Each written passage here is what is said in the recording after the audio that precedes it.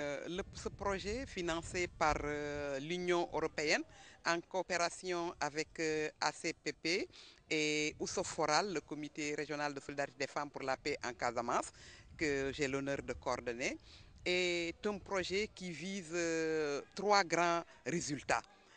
Le premier des résultats, c'est arriver à ce qu'au niveau de la communauté rurale, il existe un document de référence qui recense et clarifie les différents conflits qui existent dans la localité.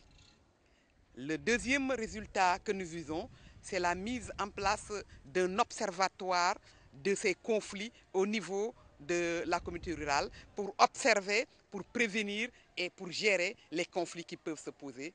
Et le troisième résultat, c'est un résultat de renforcement de capacité de cet observatoire, mais c'est aussi un résultat de partage des bonnes pratiques que nous allons faire à travers des médiums comme la télé, à travers les journaux, à travers la mise en place de CD et de manuels de formation imagée.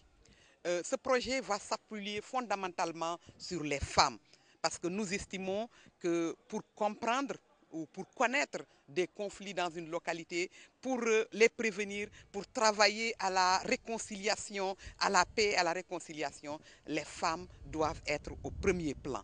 Donc, cela s'appuie d'abord sur les femmes, mais cela s'appuie aussi sur ce que cette communauté a comme ressources humaines, que ce soit en termes de personnes ressources traditionnelles, de notables, etc., qui déjà ont un certain vécu dans cette communauté, ont une certaine connaissance des mécanismes de résolution de conflits dans cette communauté. Donc, toutes ces personnes, plus maintenant les autorités administratives, les autorités donc, de la collectivité locale. Donc, ce sont toutes ces personnes-là sur lesquelles nous allons nous appuyer. Et c'est un projet qu'on appelle un projet participatif et inclusif, c'est-à-dire qui va permettre la participation des populations elles-mêmes.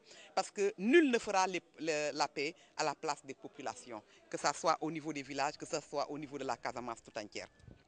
Foral travaille déjà avec son partenaire stratégique qui est le WFD, la Weltfriedensdienst, ou bien donc Service civil pour la paix, qui est une ONG allemande, depuis 2008 dans cette serre.